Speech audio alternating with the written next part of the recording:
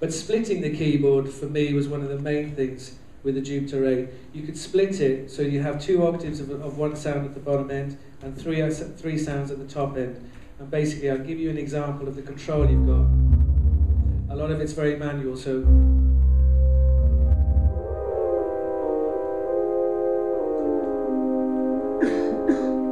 you basically go through each one in turn.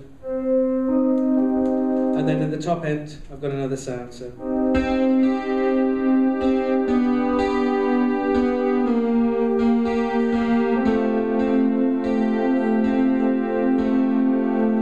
And another unique thing was the unison button. The unison button was great because basically what it was kind of intelligent, where it would actually tell, you could have all the oscillators playing on one note, but if you added to it, it would just divide them up.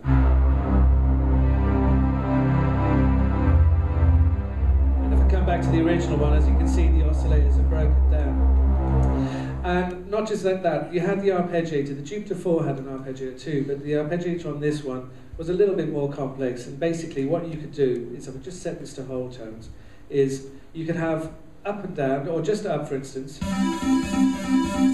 and then you'd have 2 octaves, 3 octaves, 4 octaves, and then down as well. So you have 4 modes with a range of 4. There's another famous song, which is quite funny because I didn't realise Sean was using Duran Duran before, but another famous, if I just get the tempo right.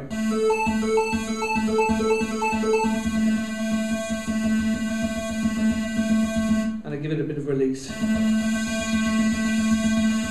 Everyone will know this song.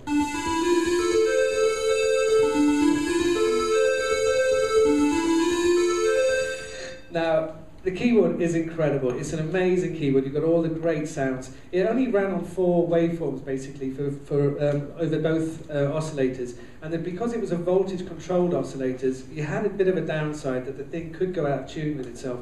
And the master tune on board, you don't have a reset to concert pitch or 440. So it really was a keyboard also for using your ear. The pitch bend, for instance, the master tune, and if you want to choose portamento, it's all pretty much done by the ear. So you really want to make sure that it's all set up beforehand. However, it really is, you know, it stood the test of time. This keyboard was £5,000 back in 1981, and it's still, you know, getting figures of around about £5,000 now. And not just that, the looks of it was incredible, and it still looks incredible, and it led us to where we are today with the Jupiter80, which I'll have pleasure showing you afterwards. Now back to Sean. Thank you, Gareth. So, as big as a hit as this was, it was, as Gareth said, £5,000 back in the day. And Mr. K wanted to introduce a synthesizer that had this technology, this great sound, but a lower price. Separately to that, going off on a tangent in the design of synthesis, was the introduction of digital. And the Stanford University in the USA were developing a new type of synthesis, digital synthesis called FM. They then licensed that to Yamaha, and of course Yamaha then introduced their famous DX7. So some digital technology in here, great product this is. That featured on many records, just like the Jupiter80 did. So Roland's next product then had to be a more affordable version of the Jupiter, but with some digital elements in it. And that, of course, was not the 60, the 6, Juno 6. So the digital element of this were the digital controlled oscillators. Basically analog oscillators, but controlled digitally, and the benefit of that was that it never went out of tune. So here was, for the first time, you could go on stage, do a gig with a polyphonic synth, switch it on, and you'd know that it would be perfectly in tune. The only problem with the Juno 6 was there were no memories, which of course we then fixed with the 60, and you can see on the right-hand side 58 patch memories for saving your favourite sounds. But the most significant thing about the Juno 60 actually was on the back panel. Anyone know what that was? DCB, Digital Communication Bus. I'm going to come back to that, so hold that thought, because I just want to show you one more product before we talk about DCB, and that's this. And this was a Juno, but it was monophonic. And what's significant about this, apart from the fact it came in 3 very cool colours, was that it was made of high-grade plastic, which meant it was very light. It also ran on batteries. It also had two straps that you could put a guitar, two lugs for a guitar strap, and it also had a modulation grip that could control some of the functions on it. So all of a sudden, you had synthesizer players not standing at the back of the stage, but coming to the front, pretending to be guitarists with their guitar. And here's an example of somebody doing just that.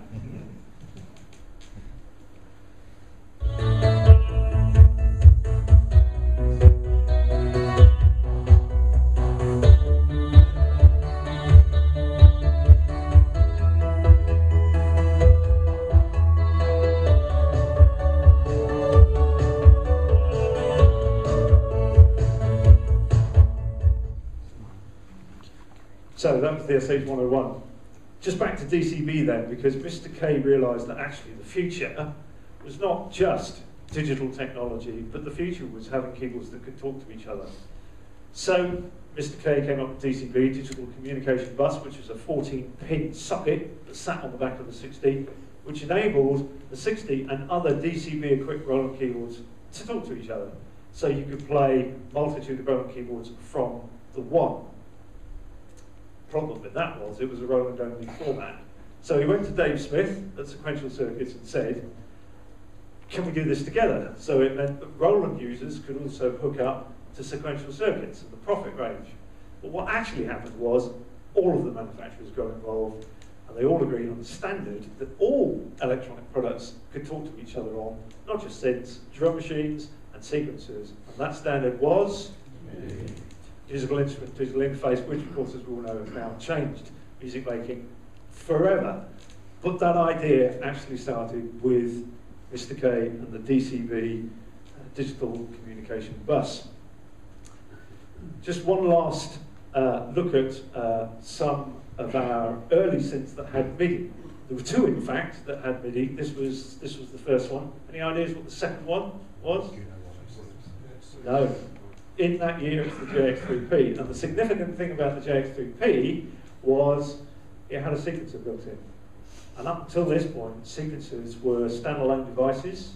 In fact, another Roland first was the MC8 in 1977. That was the first microchip controlled sequencer in 1977. But a standalone unit. So this keyboard now had one built in. So that was the JX3P. But then, somebody said the 106, then came the 106.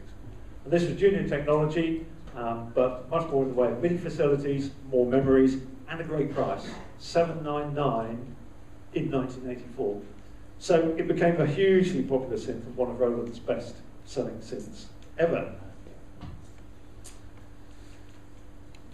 As strong a supporter of MIDI as Roland were, Roland then took MIDI to another stage, and they introduced a concept in 1984 we now take for granted.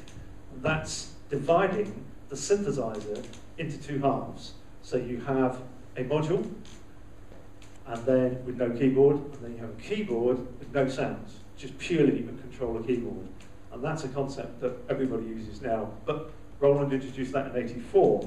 And the MKB1000s were the first MIDI controllers, and the MKS rack mount modules were the first modules. And the most famous MKS module was this one, the MKS80. And that's basically a Jupiter80, almost. Jupiter80 in a rack. So now mid-80s, a new technology is starting to emerge, and that's sampling.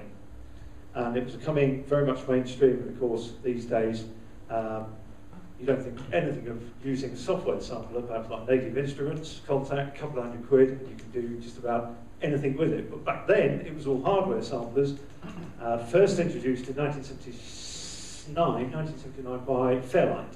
Fairlight CMI was perhaps the best-known example of a hardware sampler. But sampling now was becoming more and more common as the cost of RAM was coming down, the cost of hard drives were coming down, and Roland joined the market with this product in 1986. This was a really interesting product. It was the first sampler that was software upgradable, and you can see the digitizer there, the optional digitizer, which allowed you to edit the samples quite easily, and the optional monitor. So it was a great bit of kit, but unfortunately we were a year too late to the market, because by then Akai had stolen the march, and in '86 Akai released the S900, and they became the de facto standard. S9000, I think. They became the de facto standard. So the S50 didn't really catch on. We picked up a bit later on with the S760, but missed the boat originally to Akai. So now we have two keyboard concepts. We have the traditional synthesizer, where you can create your own sounds from scratch. We have now going off in a slightly different direction now, which is the idea of sampling, where you can create a sound, you can sample a sound and then edit it and call it your own. So two different paths are emerging. And in 1987, Roland introduced a product that combined the two. And that was the D50. The D50 in 1987 introduced a new technology called sample and synthesis, where basically Roland engineers had at the very front of the sound a short actual sample, followed then by the synthesis portion of the sound. Because they reasoned that most people determine the quality of a sound in the very first few milliseconds of hearing it. So this notion of having an initial sample followed by the synthesis, called sample and synthesis, was the basis for the D50. And the D50 in 1987 had a stack of sounds that no one had ever heard before. And it became so popular, we sold 150,000 of these during its lifetime. It became so popular that it appeared on just about every record for the late 80s. And I couldn't resist just giving you two examples of the D50. And if you listen very carefully, right at the start of these two examples, you can hear some very, very famous sounds, the chords in particular that come off the D50.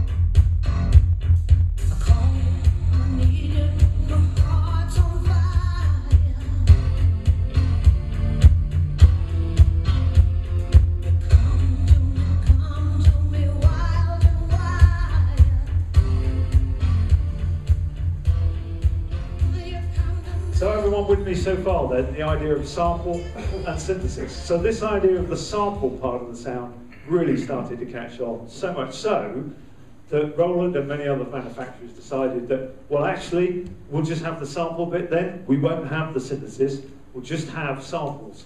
And in 1988, we introduced the U110, and all it contained was samples that you could play back only. You couldn't sample your own sounds, you couldn't edit the samples that were on, it was purely for playback. And because it was playback only, they were stored in ROM, read-only memory, as opposed to RAM. And that's where the term ROMPLR comes from, read-only memory, ROMPLR sounds. And the U110 had loads of sounds, about 100 I think, which were the bread and butter sounds for musicians back then, strings, brass, pianos, a few synths. And this is what some of them sounded like.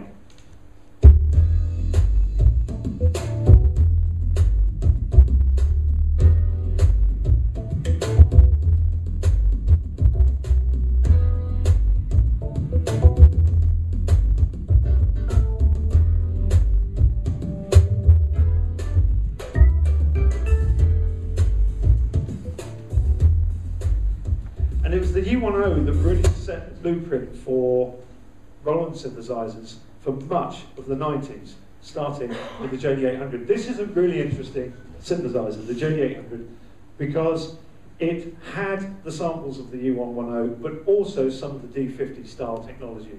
So it's interesting because by this stage, many musicians had given up and lost the will to live on creating their own sounds. They were now relying on presets only. Because the DX7, Yamaha DX7, was phenomenally difficult to program,